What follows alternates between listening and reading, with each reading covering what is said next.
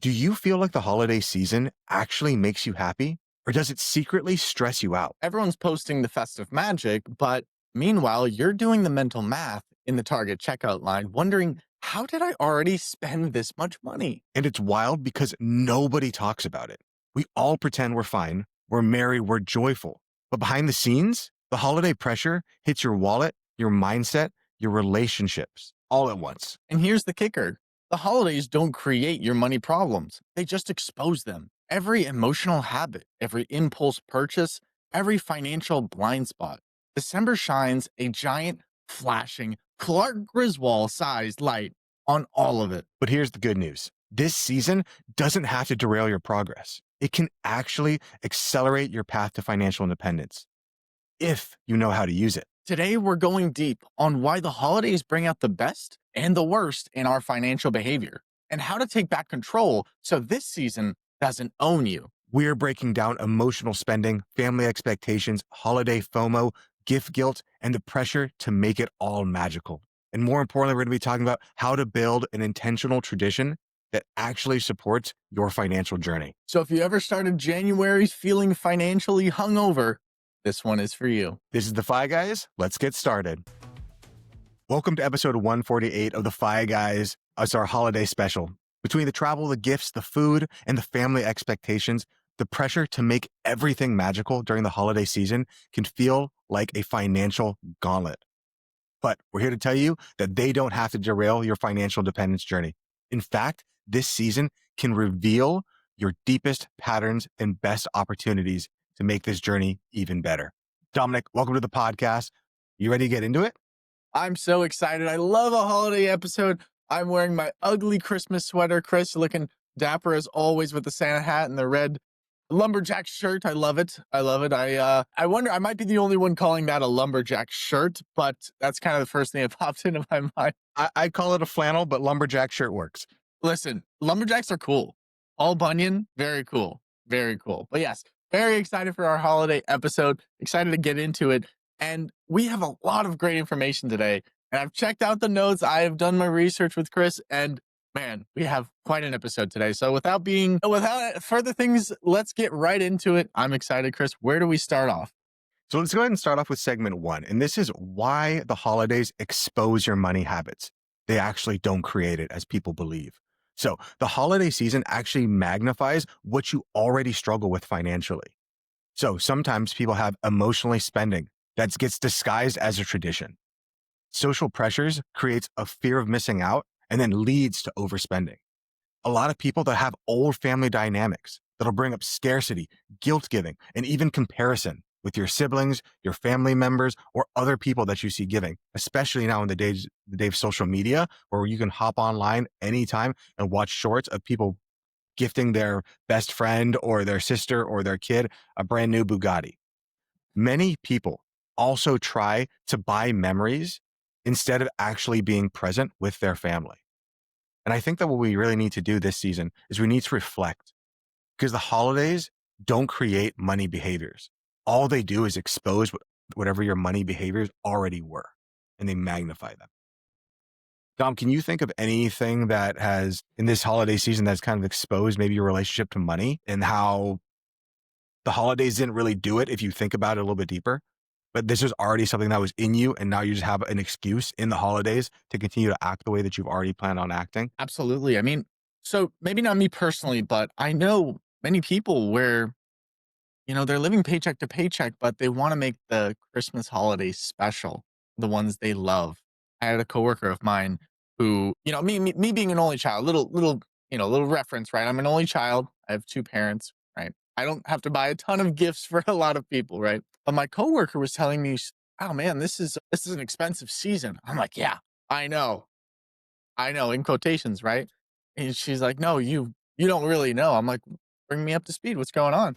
And he's like, "Well, I have to get gifts for my little brother, for my older brother, my other older brother, my sister, my mom, my dad, my aunt, my uncle, and there's like four more aunts and uncles and like more cousins, and we do this big Christmas thing where everybody is exchanging gifts, and I'm just like, I don't know what to get my dad for Christmas, right? I've gotten him a flannel. I guess they call it flannels these days. I've gotten him a flannel 3 years in a row. Like, I don't know how this happens, right? But one thing that I've kind of started doing this year, as opposed to last year and the years before, is actually planning for the expense that Christmas really is, right? Because whatever you think the money you're going to spend, it's probably going to be more than that, right? You know, Home Goods has a Christmas sale. Well, might as well stock up on Christmas festivities, you know? So one of the things that, that we started doing in my family, in my house, is actually budgeting for the holiday season months in advance so that when that time does come, we're not stuck at the target line, like we said in the intro, wondering, where did we spend all this money? How did we go so crazy this year? Which really unlocks the ability for us to just exhale and be like, hey, the money was already allocated, so we didn't really feel it, and it's just business as usual. And now we can actually have the magical Christmas that we once grew up with as we so wish. So that's one of the things that really my family's been implementing and might be a little late this year, right? But it's something to keep in mind for next year and not just Christmas holidays. Well, obviously December is an expensive month, but also for, major life events, maybe your wife's birthday or your birthday or major milestones in your family's life. To always be one thing that I've learned is to always be preparing. And that's what I've learned from this podcast. And I hope that you guys have kind of learned that as well. But that's going to be my little soapbox on segment one. Chris, did you have anything else to add or any comments on that? Yeah, I think you brought up the most important point that I'm trying to get here is that most people, when the holiday season comes around, they react like, "Oh my God, I didn't know. Like, who knew it was going to be December? Like last month with November, and I didn't know it came after that." And so I have to spend this money, and there is zero intention. It's just here we are. I see a thing that I want. I get it. Without planning, we just plan to fail.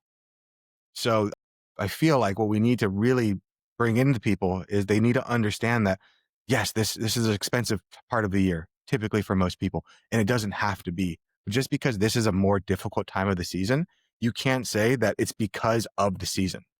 It's because of you. Because there are a lot of people out there that maybe don't celebrate the holidays, that don't go wild when it comes to Christmas or Hanukkah or whatever tradition that you celebrate. So what you have to ask yourself, well, then is it the holiday season that's causing these people to not do it? Or is it them, them who is making the decisions throughout time that when it gets to December to November, when it comes time to the holidays, we know what we're going to be doing. So this doesn't have to be a stressful situation. We don't have to be in the target line hoping our credit cards are going to go through in order to buy these 16 gifts. It's difficult. 16. Wow, I mean, you do Christmas big over here. I'm like, dad's getting like 3 or 4 presents, mom's getting like 3 or 4 presents. Luna, our dog, might be a bone or a toy. I'm like 16. I'm doing Christmas on the minimalist over here. Good lord.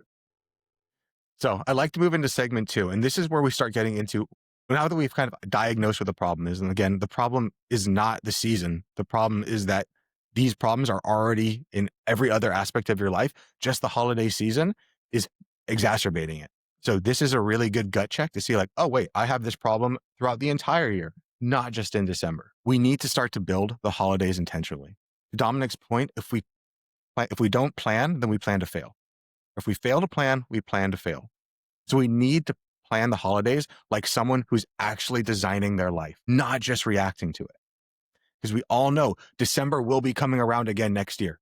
If it doesn't, we have way bigger problems and this podcast means nothing. So I need you to set a holiday vision, what you actually want to feel and experience during this season next year. Define a spending container, and that is enough. This is enough that I'm going to spend on it. I want you to choose presence over presence. And I know that I just said the exact same word twice, but what I mean by that is presence, being here right now over presence. I think too many people, we go through life saying, if I give more people gifts, more things, they'll finally know that I love them. Where in truth, what you really want from everybody is for them just to give you their time, give you their actual attention. This is something that I've noticed a lot in my family rather than us being there. And this is something that we've kind of introduced is when we're opening gifts and stuff, we're putting our phones away. You can take your phones out and we can take photos of stuff afterwards, But rather than having my mother-in-law or my father-in-law sitting there with their phones out trying to take videos of everything like we're back on Christmas Day, that's taking them out of the moment because now they're here watching the video rather than being here watching the person. So we need to make sure that we have presence. We're actually here with our family, with our friends, with our loved ones, rather than just trying to give them more things so that we can stay distracted. I think we need to replace expensive traditions with meaningful ones.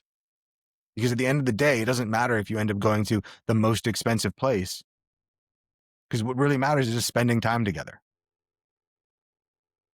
Overall, we need to use this season to talk about money values with our family and with our partners. In fact, as soon as we're done with this podcast, my wife and I are going to go and sit down. We're going to have our end of the quarter money talk in order to make sure that we are aligned in everything. These are some of the most important things. I know it's weird to talk about finances with your family or talk about finances with your partner, but if you don't have these discussions, ideally months in advance, when it gets time to Christmas, people are going to feel upset. People are going to feel tricked. People are going to feel left out because nothing was ever communicated. I kind of think of it like going to a restaurant with a big group of friends and everyone sits down. We're all at the table together and no one talks about how we're going to split the bill. And now everyone starts ordering whatever the heck they want. There's people getting drinks on that side of the table and no one's drinking on this side of the table because we're trying to be fiscally responsible. And everyone's sitting there and the guy that got their Caesar salad and only their Caesar salad's like, I am not going to be splitting this bill equally. So then when the final person comes and one random person just goes, oh yeah, we're going to split it equally amongst everybody. So, it's fine. Just get what you want. And now one person feels like they got shafted. Other people feel like they won the game. And that's how the holiday season keeps on going because no one ever communicates.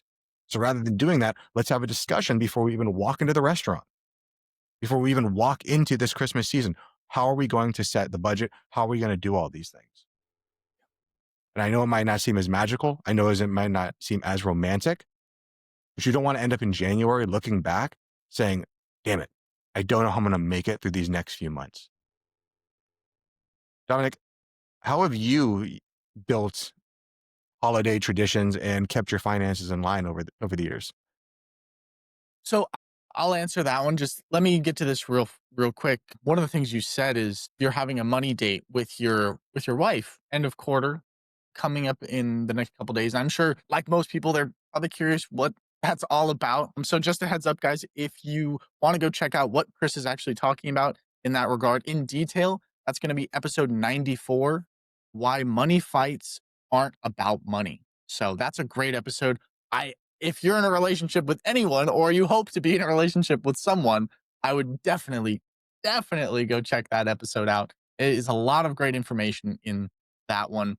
Um, but yeah, like you said, Chris, it's so important to really set the boundaries, set the ground rules for how we're going to be moving forward. Because you wouldn't have, if you were the general of an army and say, we're going to take this country over, country A, I'm not gonna say like Canada. I love Canada. I'm not gonna bring this into a real world situation, right? But let's say you're a general and you've got all your troops here. We're gonna take country A over, right? Well, you gotta let them know what we're gonna do. Squad A, this one's gonna go this way, you're gonna go that way, we're gonna flank around here, we're gonna do this, we're gonna do that, right? The ground rules have been set, right? The expectation has been set. Rather than we're gonna take country A, and it's like, well, go on, let's just do it. Like, just do it, right? Which plan is gonna succeed, right? The one with careful planning or the one with the just slop? It's just a mess, right? So I couldn't agree more, Chris, when it comes to laying the ground rules, laying the foundation for what to expect. And also, everybody loves that person. I know you might feel a little bit scared and nervous about, I don't want to like bring up money because it's a sensitive subject. Some people are on a fixed income. They're a little bit older. Some people, they're in between jobs. It's like it's a scary conversation. But actually, the scariest thing for us humans is unknown and not knowing what's coming around the corner. So if we address the fear gets less scary. So I highly encourage all of you, like Chris was saying, to have those money conversations and don't be afraid of them and really get out in front of them before they happen. It's way easier to speak proactively than to look back on regret and be like, we decimated the budget this year because we've all been there. It's not like Chris and I are gods and, we've never made financial just mistakes and everything like that. It's like, no, I've blown up the Christmas budget before. And I have like, I'm buying for like 3 or 4 people. So I don't know how it happens, but now we have plans in place to negate that and really prevent those things. And I highly encourage all of you to do the same.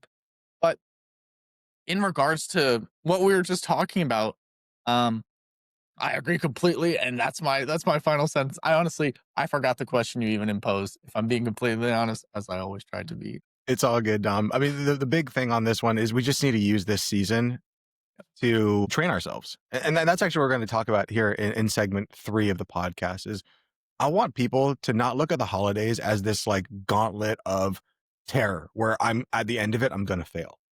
Because if you look at it like that, it's not going to be great. It's like if you're going to go and run a Spartan race, right? If you look at every single obstacle as like, this is going to break me and I'm never going to recover, then you're going to have a terrible experience. But if you go to it as like, this is training, like I'm having fun. If I fail at the thing, okay, I'll take my little penalty lap. It's cool. So let's use the holiday season as that. Let's look at this as our Spartan race, as our training grounds.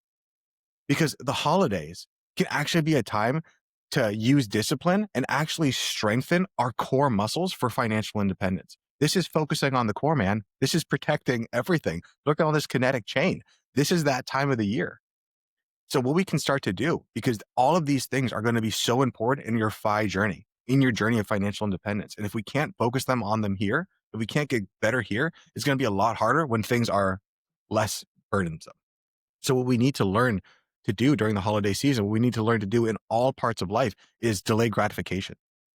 Saying yes to your long-term freedom instead of the short-term pressures of the holidays. And you're going to see that throughout your entire journey of financial independence. Saying yes to long-term freedom than what you want right now. Being able to delay gratification. One of the most difficult things for people to do. And it's one of the greatest predictors of success in individuals. We also need to learn how to practice boundaries. And this can be something as simple, and this is something I use. I love you and no. Hey, I want this $1,000 purse. I love you and no. We can find something else. And that might Another be big thing. I just Go ahead. wanna add real quick, I'm sorry, but that might be a great episode for next year in the coming year, right? How to set boundaries, because I feel like that's one of the things most people struggle with, especially in the holidays, right, Chris? Maybe, maybe we have a new podcast idea. I don't know. Add that to the list. We will Let us add know if you that to wanna the hear that. list. I'm probably not the best person when it comes to boundaries. But we could do some research and maybe we'll become better at that. Another big thing that we need to focus on, as again, this is the holidays of the training ground, is prioritization. Being able to choose meaning over materials. I think that's a really big thing for our financial independence because too many people, especially if you're trying to keep up with the Joneses, what are you trying to do? You're just trying to acquire a bunch of things to show your success.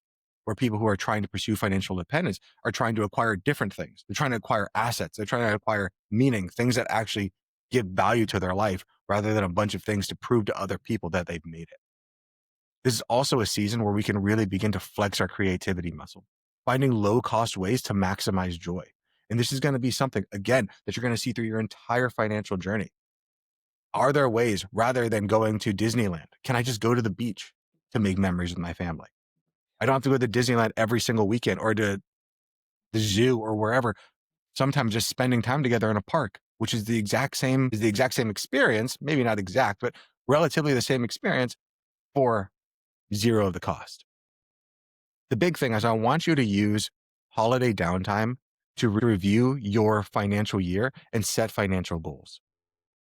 Don't let this season just pass you by and just be like, I got nothing out of that. I ran this Spartan race and I failed everything and I'm just a loser and I'm going to do it again and again and again. We want to use this time of the year to strengthen our muscles so that in January we can recover and come back even stronger. And that's really at the core of everything we're kind of talking about and teaching is to come back stronger and better than before. Because what's the point of going through the suffering and the pain and that target line where your card declines if you don't learn anything from it? Right? There's nothing worse. There might be something worse. I might be a little bit dramatic, but there's nothing worse than making a fool of yourself, feeling negative, judging yourself and being real negative and hard on yourself, only to repeat that again and again and again and expecting a different result. I mean, well, that would be insanity, right? So we got to change something and let that change start today. Let us be the spark that ignites your flame in that change. So, in segment 4, what I want to do is talk about some practical money moves we can start to do before year end. The holiday season isn't just emotional, it's a financial opportunity that most people let pass them by. So, in this holiday season, I know that we're busy, but I can promise you, you can find 5 or 10 minutes. If you're like me and your in laws have been here for a month and a half and you just want a break, you might look for a time where you can go and sneak away and hide somewhere. What? Say a month and a half. Yeah, they're here for a while. Oh my God. Staying with me. Now I understand the boundaries podcast. We must up it. We must, we got to set it today. We must change the episode. Okay. Okay. I, I, are you doing good? All I'm is fine. well? I'm great. Good. I'm great. So, the holidays isn't just emotional, it's a financial opportunity. So, the things that I want us to be able to do this year is I want you to actually review your financial goals. Ideally, and this is what we're going to do in next week's podcast, is we're going to set goals at the beginning of the year. And then at the end of the year, we should review said goals and see did we meet or not meet it. What most people do is they don't set any goals and then they are okay that they never met them, or they set an intention and then they fail by, second week of January, and then they never revisit said goal until the next year when they reset the exact same goal and fail again in January. We also need to start to check our opportunities. Is there anything that we can do right now in December in order to maximize this thing? And if you guys haven't listened to last Monday's podcast, we talked about the entire money checklist. So I would recommend going back and listening to last Monday's podcast. I believe that's episode 141, if I'm correct, Dominic. Yes. 141 was Is Fi Dead? That would be the Friday episode. I'll find it. It's okay. Yeah, It's all good. 144. We'll figure that out. Yeah. I don't want you guys to ignore the January credit card surprise. I want you guys to plan on it.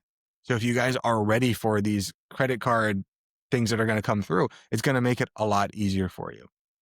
And then I want you to start to adjust your sinking funds for next year. Just like Dominic said, he's planning months in advance for Christmas time, for the holiday season. You need to do that as well so it doesn't sneak up on you. And you also need to look for lifestyle creep hiding in holiday habits. I think that's something that happens very generally is people say, oh no, it's the holidays. That's the reason I need to buy this new car. That's the reason I need to buy all these things. I'm already spending all this money. What does it matter anyways? That is just your lifestyle inflating, and you're using the holidays as an excuse. We need to evaluate our spending patterns and decide what we're going to cut and what we're going to double down on every single year. And I just agree. remembered it's episode 146 that has the year-end money moves. And it's interesting what you were saying. Like, you never know how much fat is on the bones till you actually get in there and start carving, right? There's always more that is lurking than you really think. So it's always important to really start checking up on these things, like Chris was saying. Yeah, of course. What are some practical money moves you can think of, Dom, that you would want to implement before the end of the year? So before the end of the year, right, making sure, I'm making all my taxable donations and everything like that, making sure I'm making my contributions to where they need to be. Ideally, those have already been set up and those have already been taken care of. But as far as like last minute money moves and financial habits, right, if you don't already have maybe a software tracking your money, it's usually typically already in your bank account, which is pretty useful. I know for mine at Bank of America, it's like December. Guess how much you spent? I'm like, this is not a fun game. Don't tell. I don't want to know the answer. This is not fun. But it's interesting to see like, well, you're spending, it's got like the pie chart and you say, oh wow, I'm spending 80% of my money in shopping this month. Crazy how that works.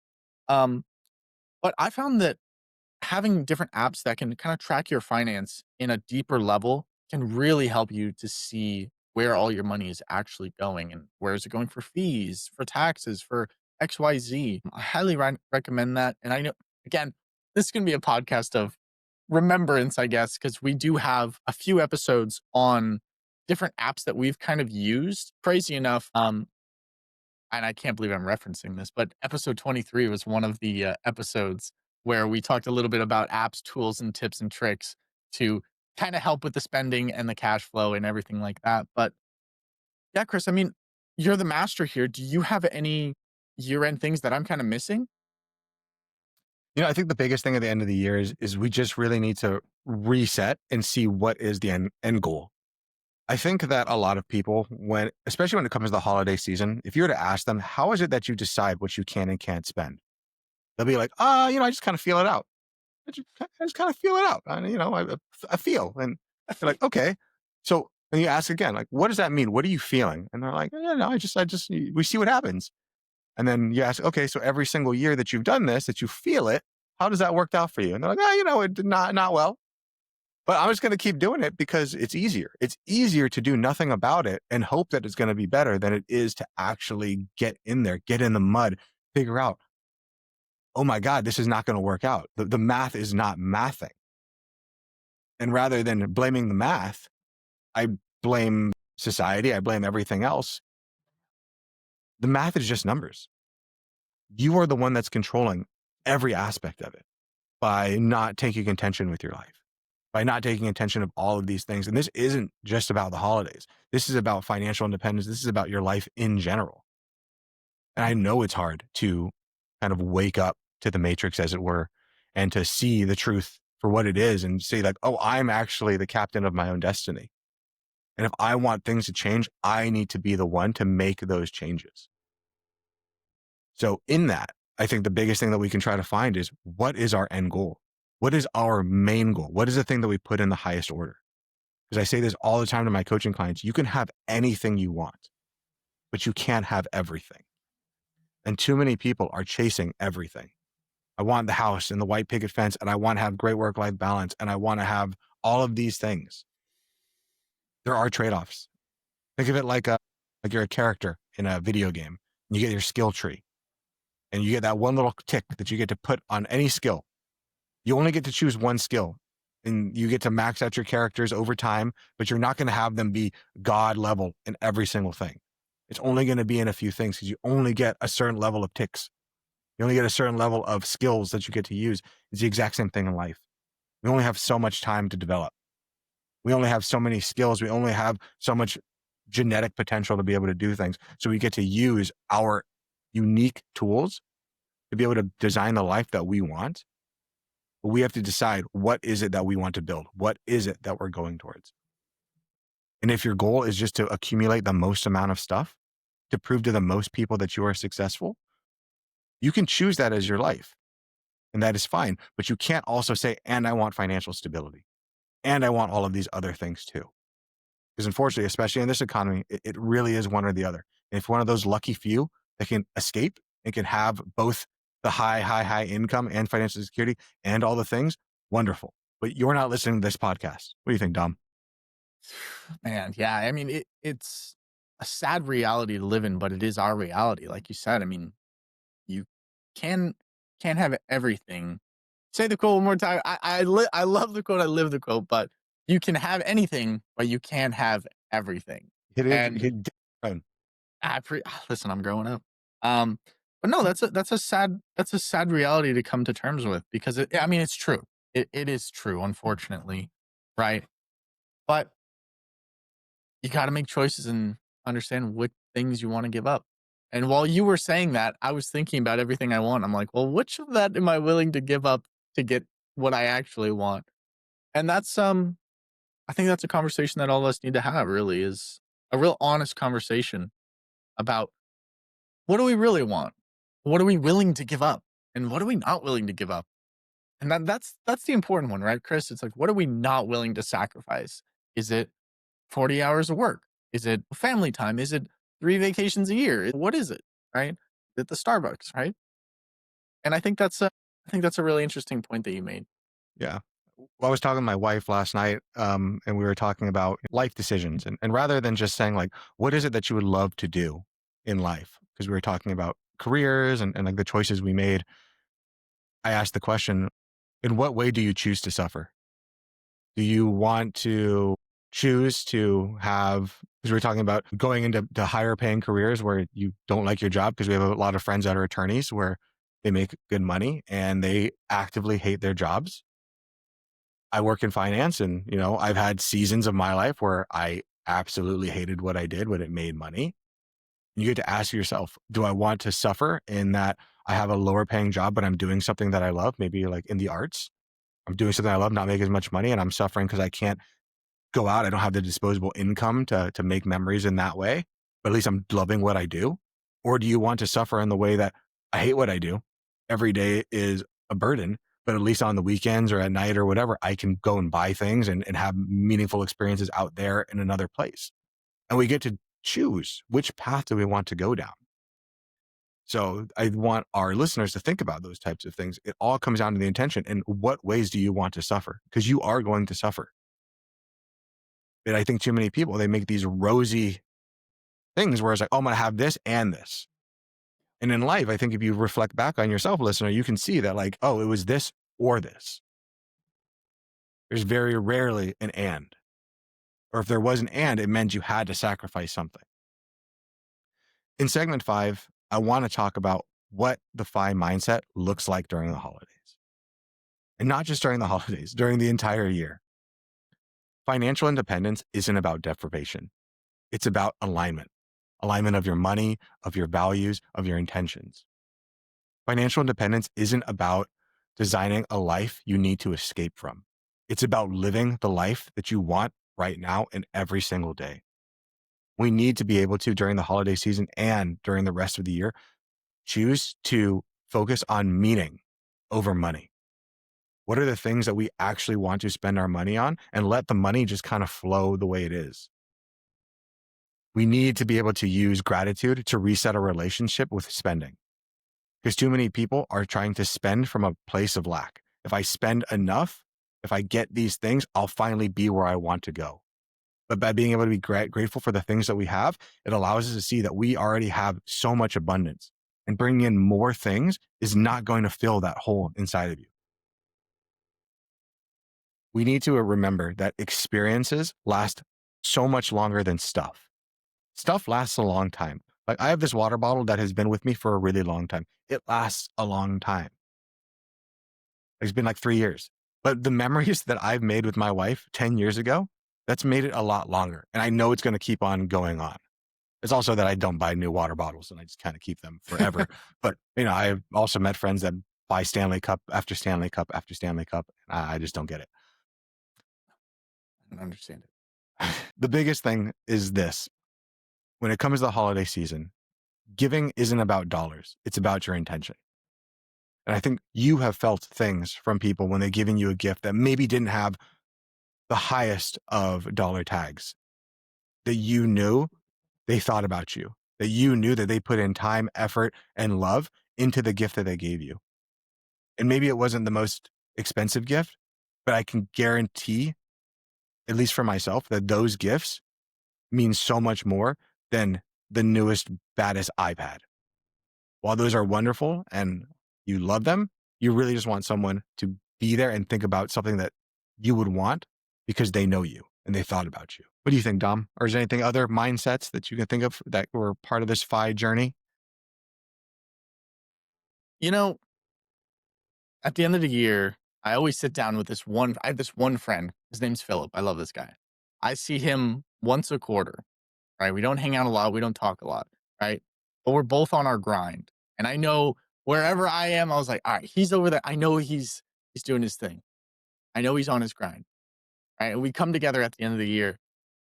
And sometimes it's about finding that person who's like-minded to just talk about the ideas, talk about where things went wrong, talk about what went right. For me, I always try to do it. I don't know. I always do a end of the year review for my personal, right? It's like, man, was this the greatest year ever? Was this the worst year ever? What went right? What went wrong? Where can we improve? Right. And one thing that I heard recently that I absolutely loved was that you should start running your life kind of like a business, right? Every quarter, you have quarterly reviews, right? Every week, you got checklists. You're checking in on yourself and making sure you're all right, you're where you need to be. And as a company, you set goals on where you want to be. You set the projections and all this stuff, right?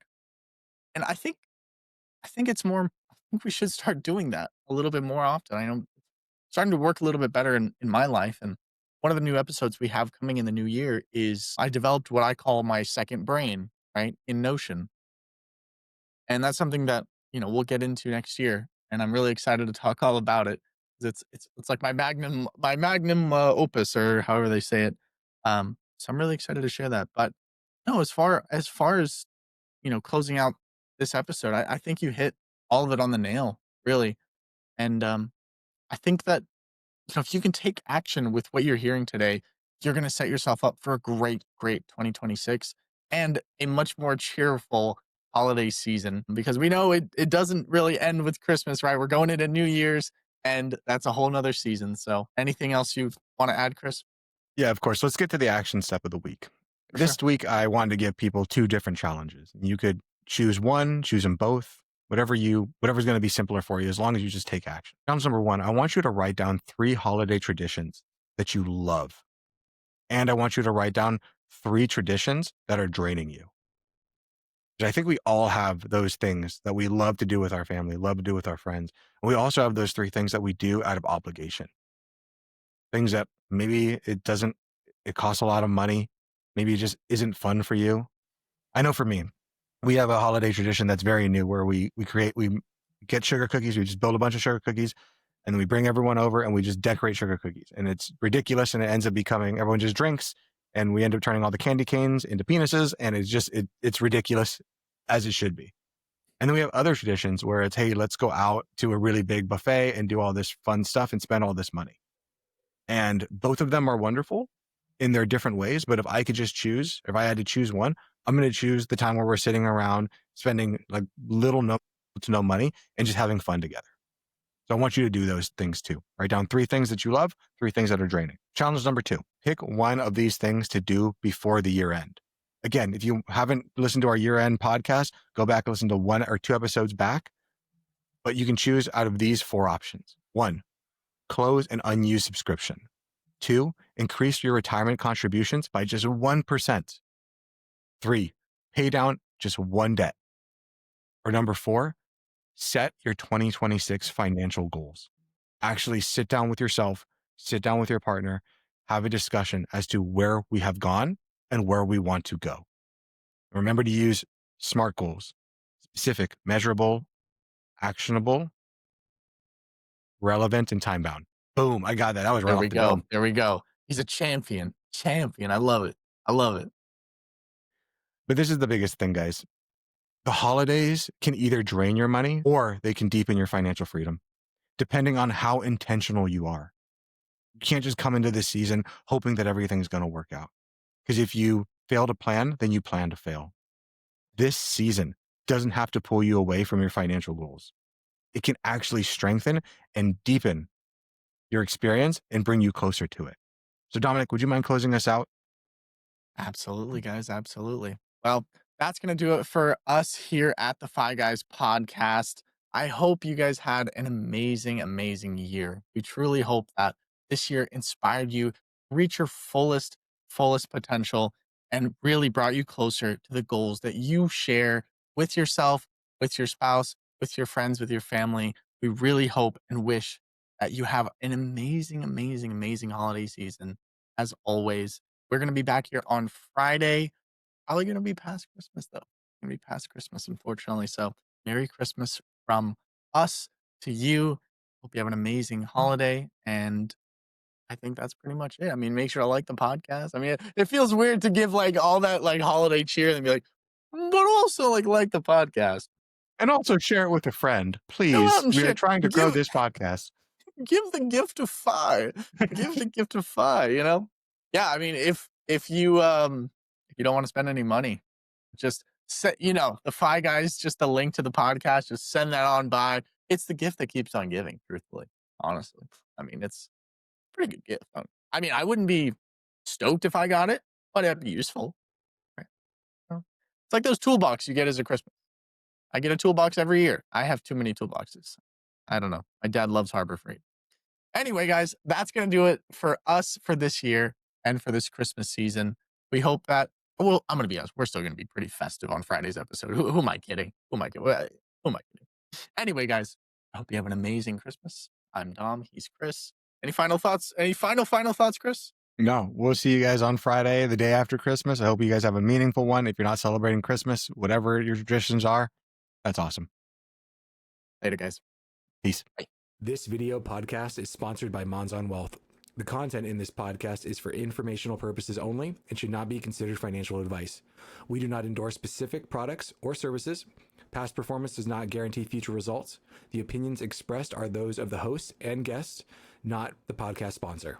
It is crucial to consult with a qualified financial advisor or professional who can provide advice tailored to your specific needs before making any financial decisions, investments, or taking any other actions. If you are seeking specified help, you can reach out to Chris at monsonwealth.com.